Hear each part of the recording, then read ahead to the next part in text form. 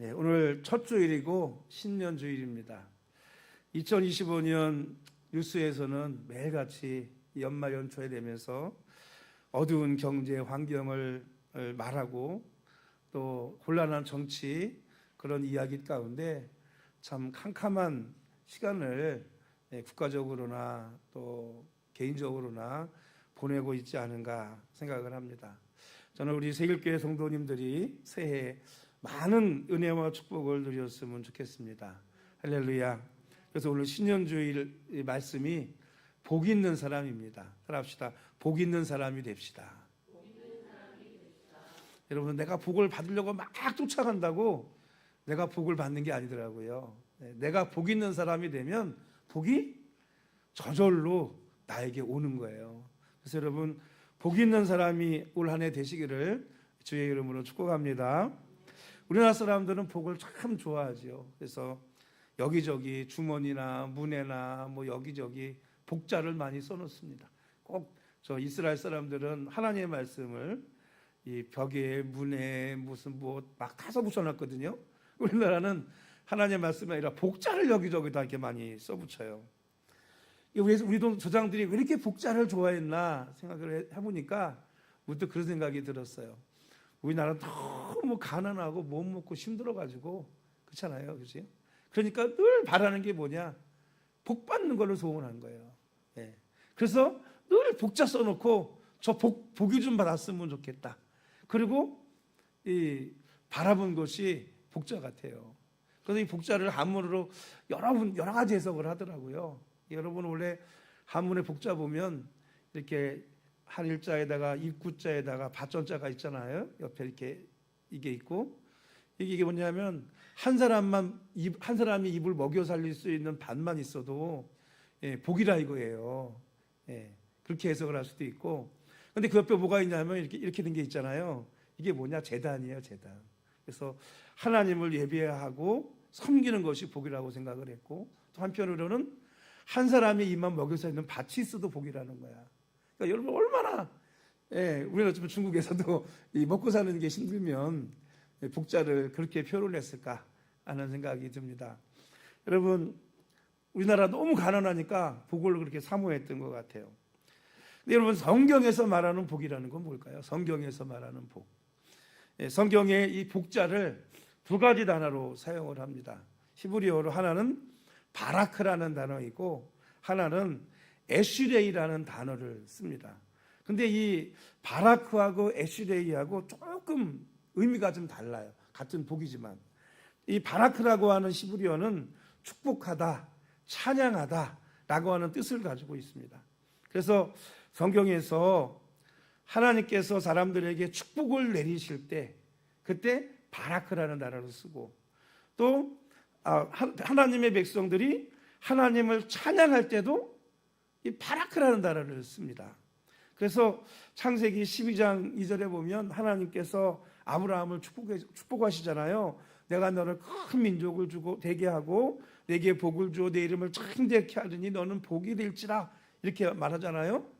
이렇게 내게 복을 주어 할 때 이 복이 뭐냐? 바라크예요. 하나님께서 아브라함에게 바라크의 복을 주신다 이렇게 말씀하신 거예요. 또한 시편 103편에 보면 내 영혼아 여호와를 송축하라 할 때 이 송축하라가 뭐냐? 바라크라는 단어예요. 그러니까 하나님께서 우리를 일방적으로 축복하실 때도 바라크이고 우리가 하나님을 축복한다. 근데 여러분 사실은 낮은 자가 위 높은 자를 축복을 하지 못하잖아요. 그죠? 폐일어나고 복은 위에서 아래로 오니까. 그러니까 우리는 축복하다는 말을 하나님을 송축하다는 말을 쓰는 거예요. 찬양하다는 말을 쓰는 거예요. 하나님을 축복한다는 표현을. 그래서 그거를 똑같은 단어로 바라크라고 하는 단어를 쓰게 되는 것입니다. 그래서 이 바라크라고 하는 것은 하나님께서 우리를 일방적으로 축복하거나 우리가 하나님을 일방적으로 찬양하잖아요. 이걸 바라크라고 하고 두 번째 이 아슈레이라고 하는 이 히브리어 복자는 복 있다, 행복하다 이런 단어예요. 그러니까 어떻게 보면 우리가 생각하는 복 그러면 뭘 얘기하죠? 우리가 생각하는 복 그러면 행복한 걸 생각하잖아요. 그러면 그런 의미에서는 이 아슈레이라는 단어가 더 맞을 수도 있습니다. 이 성경에서 이 아슈라인은 주로 시편에 많이 사용됐는데 하나님과의 올바른 관계를 맺고 그분의 말씀을 따르는 사람들에게 주어지는 순종하고 헌신하는 사람들에게 주어지는 복과 행복을 이 아슈레이라고 하는 거예요. 그래서 오늘 이 본문에 나오는 1장 시편 1편 1절에 복 있는 사람은 악인들의 꾀를 따르지 아니하며 죄인들의 길에 서지 아니하며 할 때 이 복 있는 사람이라고 할 때 이 복자가 뭐냐? 아슈레이라는 단어를 사용한 것입니다. 그래서 이 두 단어를 정리를 해보면 그래요. 이 바라크라고 하는 축복이라는 단어는 하나님을 믿고 구원받는 사람들에게 일방적으로 주시는 하나님의 구원의 축복을 의미한다고 볼 수 있습니다. 그러니까 하나님의 일방적인 약속이고 하나님의 일방적인 축복이죠. 그러니까 이거는 뭐냐?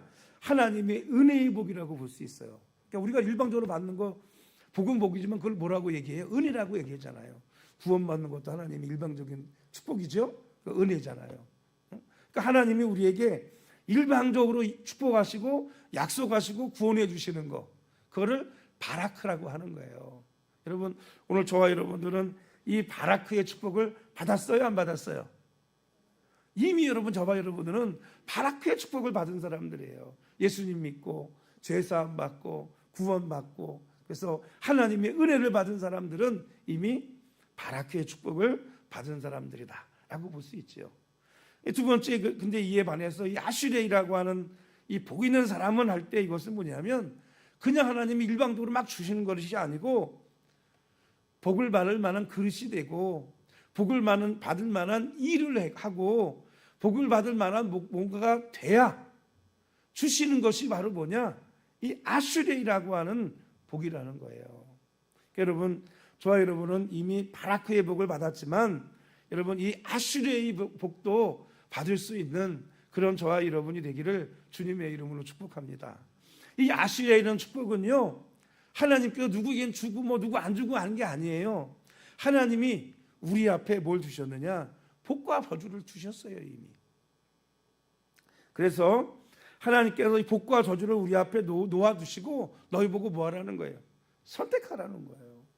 그래서 신명기 11장 26절부터 8절까지 말씀 보면 내가 오늘 복과 저주를 너희 앞에 두나니 너희가 만일 내가 오늘 너희에게 명하는 너희 하나님 여호와의 명령을 들으면 복이 될 것이요 너희가 만일 내가 오늘 너희에게 명령하는 도에서 돌이켜 떠나 너희 하나님 여호와의 명령을 듣지 아니하고 본래 알지 못하던 다른 신들을 따르면 저주를 받으리라, 이렇게 말씀하고 있습니다. 신명기 30장 19절 이하에도 내가 오늘 하늘과 땅을 불러 너희에게 증거를 삼노라. 내가 생명과 사망과 복과 저주를 네 앞에 두었은즉 너와 네 자손이 살기 위하여 생명을 택하고 네 하나님 여호와를 사랑하고 그의 말씀을 청종하며 또 그를 의지하라, 이렇게 말씀하고 있어요. 그러니까 여러분, 생명과 복과 저주, 복과 저주를 하나님이 누구 앞에 뒀어요? 우리 앞에 뒀어요. 그리고 내가 복을 선택할 것이냐, 저주를 선택할 것이냐, 화를 선택할 것이냐, 이 축복을 선택할 것이냐, 누가 하는 것이냐? 내가 선택한다는 거예요. 내가 어떠한 믿음을 가지고 어떠한 삶을 사느냐에 따라서 내게 축복이 올 수도 있고, 내가 축복을 선택하면 축복이 오지 않겠어요? 근데 반대로 내가 화를 선택하면 뭐가 와요? 화가 온다는 거예요. 여러분, 그래서 저와 여러분들은 그래서 복 있는 사람이 되어야 될 줄로 믿습니다. 왜? 복 있는 사람은 뭘 선택하는 사람이에요? 축복을 선택하는 사람이죠. 그 사람이 바로 어떤 사람이냐? 아슈라의 복을 받을 수 있는 사람이다라고 볼 수 있습니다. 그럼 여러분, 오늘 본문 말씀을 통해서 복 있는 사람은 그랬잖아요. 이 복이 아슈레이의 복이라고 그랬죠. 아슈레이의 축복을 받을 사람은 어떤 사람이냐? 그것에 대해서 오늘 시편 1편은 우리에게 말씀해 주고 있습니다. 우리 첫 번째로 죄를 멀리하고 악에서 떠나는 사람이 아슈레이의 복을 받는 사람이라는 거예요. 우리 1절 말씀을 다 같이 읽겠습니다.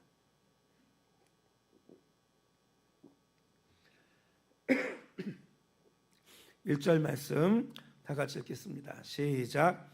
복 있는 사람은 악인들의 꾀를 따르지 아니하며 죄인들의 길에 서지 아니하며 오만한 자들의 자리에 앉지 아니하고.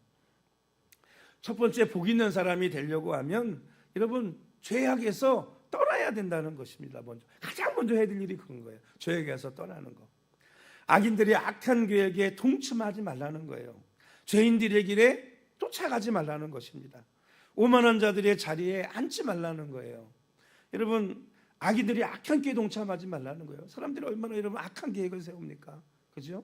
그 동참하는 하면 나도 그 악인들과 똑같은 악한 사람이 되는 거 아니겠어요? 특별히 여러분, 이 오만한이란 말은 무슨 말이냐면 자신을 높이 평가하는 거, 어떻게 보면 그거를 우리가 자존감이라고 하잖아요. 그죠? 근데 이 자존감을 얘기하는 게 아니고 자신을 지나치게 높이 평가하고 다른 사람은 지나치게 낮게 평가하는 거예요. 그러면 여러분, 오만한 사람은 어떻게 할까요? 자존감이 높은 사람은 자신도 높이 평가하지만 다른 사람도 높이 평가합니다. 그죠? 그런데 오만한 사람은 뭐냐? 나는 높이 평가하는데 다른 사람은 낮게 평가하는 거예요. 그러니까 어떻게 해요? 이 사람을 차별하고 무시하는 거예요. 왜? 저거 뭐 사람 같지도 않은데 나 이렇게 가는 거예요. 이게 오만한 사람이라는 거죠. 그런 자리에 뭐하지 마라? 앉지 말라. 즉 인간이 가질 수 있는 그런 죄악된 것들을 떠나고 버리는 것이 뭐다? 복 있는 사람이 될 수 있는 첫 번째 조건이라는 것입니다. 여러분, 창세기 아담과 하와가 하나님께서 창조하시고 아름답고 행복했던 에덴 동산을 하나님이 주셨잖아요. 그죠? 그 에덴 동산에서 그들은 뭘 누리며 살았냐? 이 아수르의 복을 누리며 살았어요. 그런데 그들이 에덴을 쫓겨났어요. 왜 쫓겨났어요? 그들의 죄악 때문에 쫓겨나게 된 것입니다. 자기 스스로 복을 버리고 뭘 택한 거예요? 화를 택한 거예요. 소돔과 고모라가 여러분 멸망했습니다. 소돔과 고모라가 왜 멸망했어요? 그들의 죄악으로, 죄악의 도시였잖아요. 죄악으로 말미암아 하나님이 그들을 심판하셨어요. 노아 시대에 하나님이 있다고 물로 왜 심판하셨어요? 죄악이 관영했다잖아요. 죄악이 넘치는 도시였어요. 그러니까 뭐냐? 죄가 아닌 게 죄악이 관영한 거예요. 죄가 넘치는 거. 지금 죄는 죄도 아니에요. 저는 요즘 돌아가는 세계를 보면서도 점점 세상이 죄악에 관영해지는 것 같아요. 왜냐? 법을 만든다는 건 뭐예요? 죄를 짓지 않고 살아가게 하려고 법을 만드는 건데, 법을 어떻게 만드느냐? 죄가 아니게 법을 만들어요, 요즘은. 이게 문제인 거죠, 그죠? 죄가 아닌 게 되는 거예요. 그래서 여러분, 옛날에는 죄였는데 요즘은 죄가 아닌 게 많잖아요. 근데 여러분, 솔직히 우리 양심에서는 뭐라고 얘기해요? 그게 죄라고 얘기해? 죄가 아니라고 얘기해? 죄라고 얘기하잖아요. 사람들은 이건 죄 아니야, 이렇게 떳떳하게 죄를 짓는 거예요. 이게 여러분 죄악이 관영한 시대인 거죠. 그래서 여러분, 이런 죄악을 떠나지 않으면 결단코 뭐가 될 수 없느냐? 복 있는 사람, 형통한 사람이 될 수 없다는 것입니다. 죄악된 생각과 죄악의 길로 다니고 교만히 행하는 사람은 결코 형통한 사람이 될 수 없고 복 있는 사람이 될 수 없다는 것입니다. 로마서 6장에 죄악사건 사망이라 그랬어요. 죄를 택하는 것은 곧 화를 택하는 것이고 사망을 택하는 거라는 것입니다.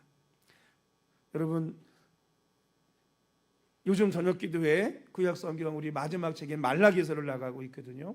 그런데 말라기서에 보면 3장에 그런 말씀이 있더라고요. 의인과 악인, 하나님을 섬기는 자와 섬기지 않는 자를 구별하신대요. 그런데 악인들, 하나님을 섬기지 않는 자들이 뭐라고 얘기하는지 알아요? 근데 여기서 악인과 의인이요, 다 하나님을 믿는 사람들이에요. 그런데 뭘로만 믿느냐? 말로만 믿는 사람이 있고 진짜 믿는 사람이 있잖아요. 마지막 때가 되면 여러분, 알곡과 축정이를 이렇게 가른다 그러지 않아요? 그죠? 말라기서는 마지막 때 얘기거든요. 근데 하나님이 의인과 악인을 가르고 하나님을 섬기는 자와 섬기지 않는 자를 가른대. 그런데 하나님을 섬기지 않는 악인들이 뭐라고 얘기하느냐? 말로는 하나님을 얘기하면서도 입술로 하나님을 대한 믿음이 없어요. 그러니까 뭐라고 거기 성경에 기록되어 있냐면 하나님을 섬기는 게 헛되다, 이렇게 얘기하는 거예요. 하나님을 말씀을 지키며 살아가고 회개하며 사는 게 헛되다는 거예요. 무엇이 유혹하냐는 거예요. 그래서 뭐라고 얘기하냐면 교만한 자가 복되고 악을 행하는 자가 번성하고 하나님을 시험하는 자가 화를 면한다고 말한다는 거예요. 이것이 악인들이고 하나님을 섬기지 않는 자들의 모습이라는 것입니다. 그러나 여러분, 하나님을 섬기는 자들은 뭘 얘기해요? 그들이 서로 믿음의 말을 얘기하고 믿음을 얘기하고 믿음의 말을 얘기한다는 거예요. 여러분, 이렇게 불신의 말을, 원망의 말을, 하나님을 믿지 않는 말을 하는 사람들은 결코 뭐가 될 수 없다고요? 복 있는 사람이 될 수가 없어요. 살전 데살로니가전서 5장 22절 말씀에 악은 어떤 모양이라로 버려라, 이렇게 말씀하고 있습니다. 그래서 복이란 그 죄악에서 떠나 의인의 길로 돌아오는 것이 바로 복이에요. 그래서 이 복 있는 사람의 첫 번째 조건이 뭐냐? 너 죄악의 길을 버리고 의인의 길로 돌아와라. 이게 바로 뭐냐? 복이다 라고 이렇게 말씀하고 있는 거예요. 여러분, 죄악에서 떠나 의인이 되면 복 있는 사람이 될 것이기 때문에 여러분, 복이다라고 말하고 있는 줄로 믿습니다. 여러분, 죄악에서 떠나서 복 있는 사람이 되기를 주의 이름으로 축원합니다.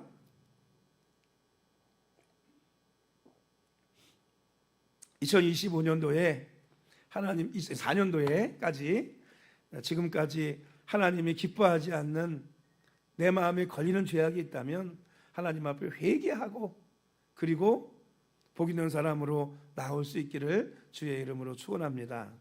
두 번째는 하나님의 말씀을 즐거워하고 주야로 묵상하는 자가 복 있는 사람이다, 이렇게 말씀하고 있습니다. 우리 2절 말씀 한번 읽어보겠습니다.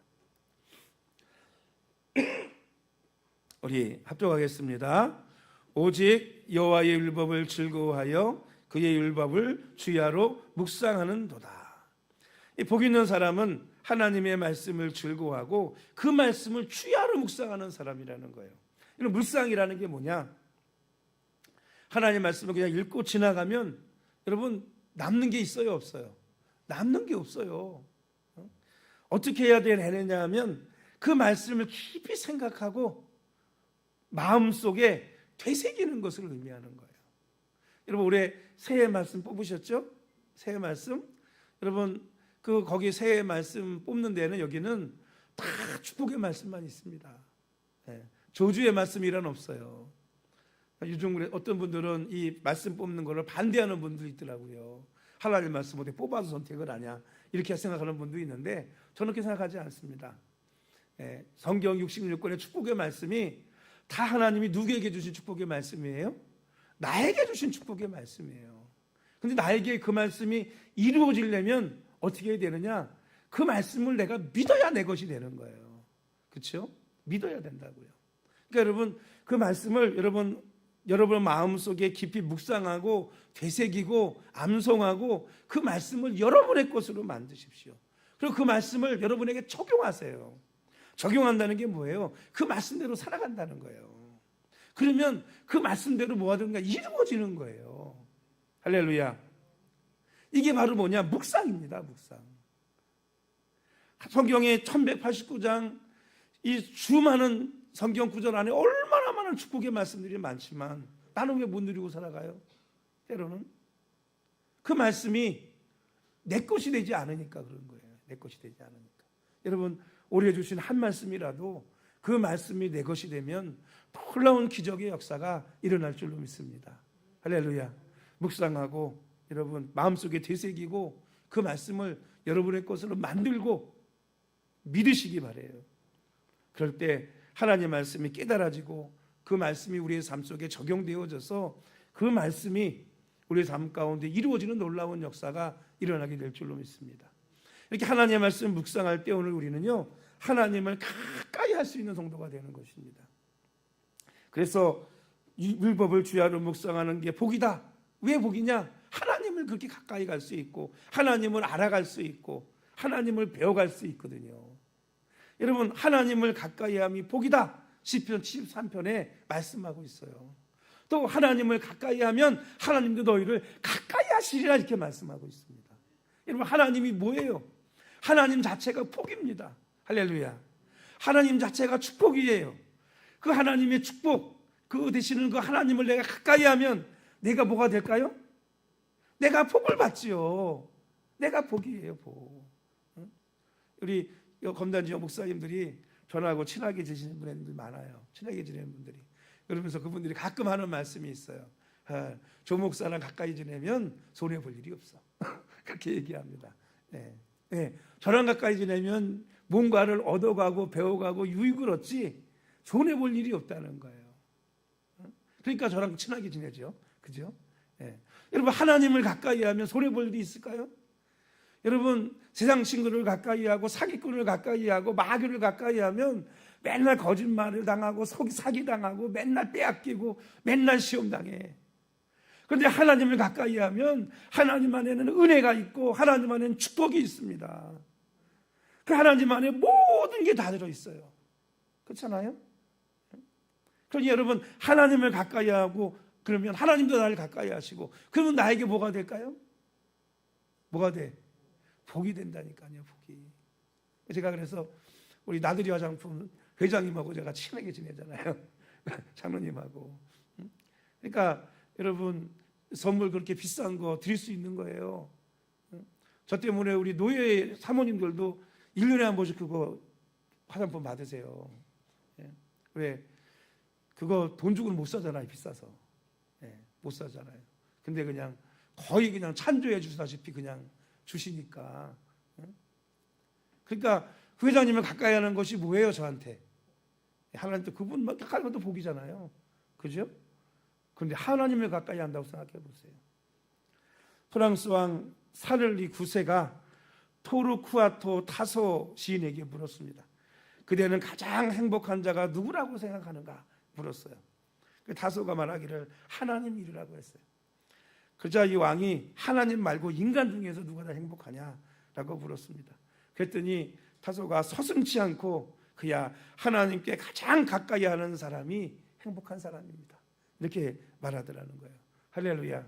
하나님을 가장 가까이 하는 사람이 행복한 사람이고 하나님을 가장 가까이 하는 사람이 복 있는 사람인 줄로 믿습니다. 하나님을 가까이 하면 복이거든요. 하나님과 동행하고 함께하는 사람이 바로 복 있는 사람인 줄로 믿습니다. 할렐루야. 왜냐하면 하나님은 어떤 하나님? 축복의 하나님이시기 때문에 그래요. 성경에 그래서 축복이 어마어마하게 많거든요. 이렇게 많이 넣어놨을까요? 하나님은 그렇게 우리에게 뭘 주시기를 원하시느냐? 복 주시기를 원하시는 분이 바로 하나님인 줄로 믿습니다. 여러분, 누구에게 주실까요? 누구에게 주신다고요? 복 있는 사람, 하나님을 가까이 하는 사람에게 하나님은 그 복을 주시는 줄로 믿습니다. 오늘 말씀을 들어보면 하나님은 복 있는 사람, 즉 죄악에서 떠나서 하나님의 말씀을 즐거이 묵상하고 실천함으로 하나님을 가까이 하는 사람에게 뭘 주시느냐? 복을 주신다는 거예요. 할렐루야. 그럼 어떤 복을 주실까요? 우리 3절 말씀을 다 같이 읽어보겠습니다. 시작. 그는 시냇가에 심은 나무가 철을 따라 열매를 맺으며 그 잎사귀가 마르지 아니함 같으니 그가 하는 모든 일이 다 형통하리로다. 아멘. 복 있는 사람은 시냇가에 심은 나무가 같아요. 여러분, 뭐 시냇가에 나무가 심겨 있다고 해서 가뭄이 오거나 뭐 다른 어려운 일들이 오지 않는 게 아니에요. 그죠?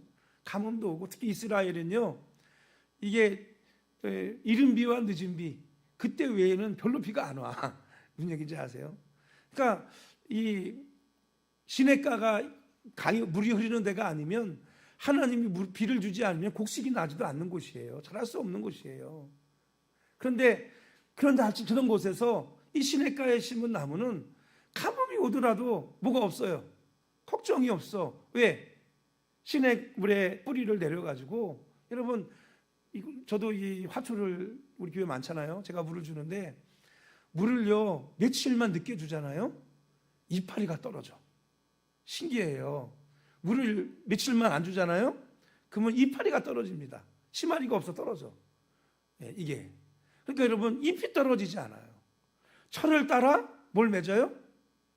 열매를 맺어요. 왜? 늘 수분을 공급받기 때문에 어려운 환경과 어려움이 와도 능히 이거를 이겨낼 수 있고 견뎌낼 수 있고 열매 맺을 수 있는 능력을 하나님이 뭐 하시느냐? 주신다는 거예요. 왜? 생수를 하나님이 공급해 주시니까. 그래서 그가 하는 모든 일이 다 어떻게 되느냐? 형통하게 하신다는 것입니다. 그래서 저는 이 복 있는 사람 형통에 대한 얘기를 생각할 때 성경에 요셉이라고 하는 인물이 생각이 납니다. 야곱의 아들 요셉 있죠? 애굽의 총리가 됐던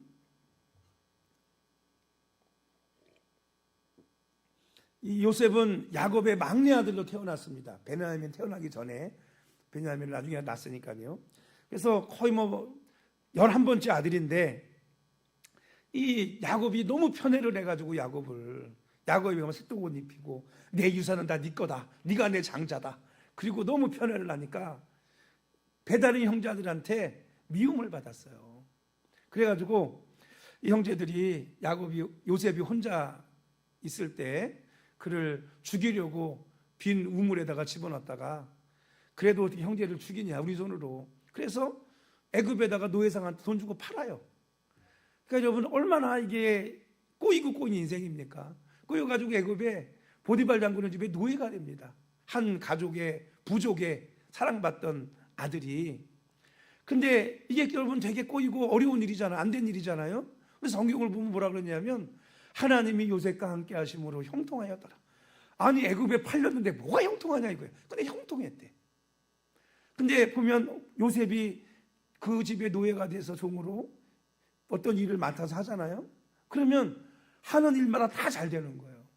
그러니까 이 보디발 장군이 쟤한테만 맡기면 뭔가 하나님이 쟤와 함께 하시네. 뭐든지 잘 되네 형통하게. 그러니까 요셉을 그 가정의 총무로 세웁니다. 노예였지만 이 주인 두 사람 외에는 요셉이 제일 높은 거예요. 신약으로 말하면 청지기가 된 거죠. 그래서 가정 일을 보는데 뭐 요셉이 맡아서 하는 일이니까 하나님이 딱 형통하게 해주니까 뭐든지 잘 돼. 그러니까 이 보디발 장군이 요셉이 하는 일에 대해서 뭐 어떻게 했냐 물어보지도 않는 거예요. 왜? 하는 것마다 잘 되니까. 그런데 결국은 또 어떤 일이 벌어져요? 보디발 장군의 아내가 요셉을 사모해가지고 그래가지고 또 요셉이 뿌리치고 벗어놓고 도망갔잖아요. 그거 가지고 이 아내가 누명을 씌우잖아요. 그래서 결국은 요셉이 똘로 들어가요. 왕의 감옥에 들어가요. 그래서 성경은 뭐라 했냐면 왕의 감옥에 들어갔는데 하나님이 함께 하심으로 형통하였더라. 아니 왕의 감옥에 들었는데 뭐가 형통하냐 이거예요. 근데 하나님 형통하게 하세요. 그래서 또 거기 또 그 감옥 옥장한테 또 인정을 받아가지고요. 감옥 안에서 자유인이야. 감옥이 하는 모든 사무 일을 다 요셉이 처리하는 거예요. 자유롭게 다니면서. 신기하죠? 근데 여러분 나올 기미가 없죠. 왕의 감옥에서. 그것도 국방장관이 거기다 집어넣는데 쉽게 얘기하면 애굽에. 근데 하나님이 바로에게 꿈을 꾸게 하셔가지고 여러분 꿈을 해석을 못하네요.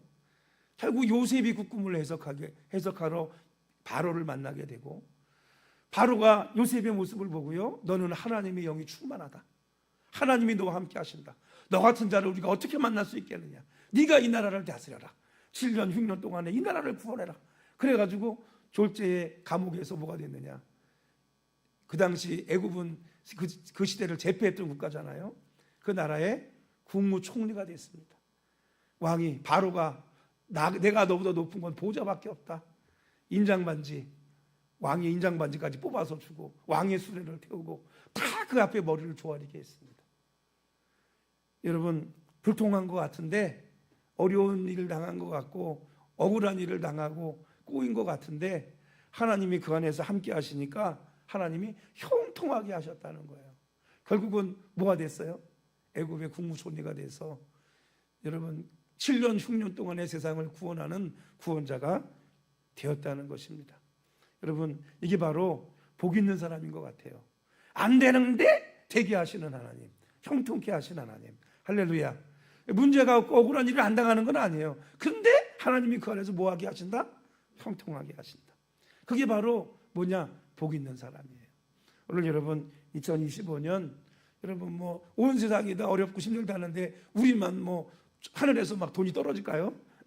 큰 덩어리 떨어져? 그렇지 않을 거 아니에요? 그렇지만 우리가 복 있는 사람이 될 때 하나님께서 우리의 삶을 형통하게 하시고 모든 이들 가운데 축복해 주실 줄로 믿습니다. 할렐루야. 결론적으로 말씀드리면 여러분 복 있는 사람은 죄악에서 떠나 하나님과 동행하는 사람이 복 있는 사람입니다. 하나님과 함께하는 사람이 복 있는 사람입니다. 어떤 환경 속에서도 요셉처럼 형통한 사람이 될 수 있고 복 있는 사람이 될 수 있습니다. 할렐루야. 그렇게 하려면 어떻게 해야 될까요? 2025년 한 해 여러분 결단해야 될 줄로 믿습니다. 하나님이 기뻐하지 않는 일, 하나님이 기뻐하지 않는 죄악, 하나님 내가 결단하고 이제는 끊겠습니다. 떠나겠습니다.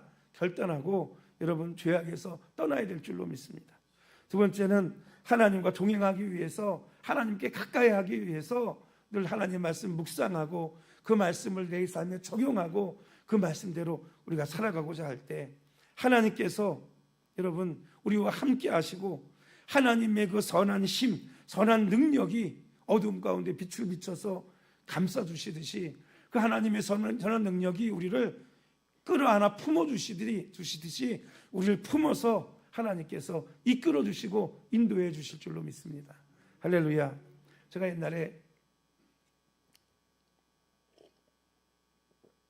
산기도를 간 적이 있었거든요. 신학생 때. 근데 그냥 뭐 기도원에 있는 많은 사람들이 산기도 하는 데 가면 좋겠는데 그냥 거기까지 올라가기 귀찮아서 그냥 그 앞산, 교회 앞에 있던 앞산이 있었거든요. 지하실 교회 앞에. 앞산에 올라갔는데 올라가는데 막 소름이 끼치는 거예요. 머리가 막 쭈뼛쭈뼛 막 서기가 막. 그리고 막 뭐 어두움이 막 느껴져요. 어두움이 막 느껴져요. 막. 이게 어떻게 보면 심리적인 체험이죠. 그리고 두려움이 막 몰려오는 거예요. 그래서 그런 생각이 들었어요. 야, 여기서 내가 치면 귀신 들리겠다. 이런 생각이 들 정도로 막 머리가 뻗쳐 쓰고 막 두려움이 몰려오고 어두움이 막 느껴지는 거예요. 그래가지고 죽어라 막 부르짖고서는 기도를 했어요. 그리고서는 담대함이 생기고 이제 믿음이 생겨서 내려와야지. 이때 내려와야지. 그리고 내려오는데 제가 가잖아요.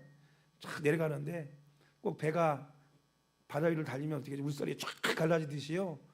하나님의 그 선한 능력, 그 빛이 저를 감싸는 것 같아요. 그러니까 앞으로 내가 산을 내려오니까 쫙 배가 뭐 어둠이 갈라지는 것 같은 느낌이 막 들더라고요. 그리고 내려와가지고 귀신 안 들렸어요. 그리고 그 다음날 집사님, 그 동네 사는 집사님한테 그런 얘기를 했어요. 그랬더니 그때 저 선생님 몰랐어요.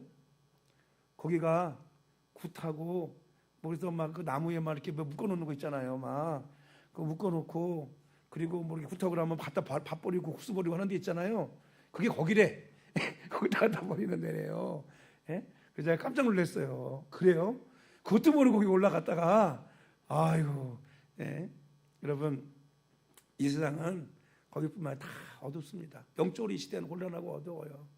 여러분 하나님과 우리가 동행하고 함께할 때 하나님의 빛이 우리를 감싸주시고 하나님의 선한 능력이 우리를 품어서 이 세상 가운데 지켜주시고 보호해서 이끌어주실 줄로 믿습니다.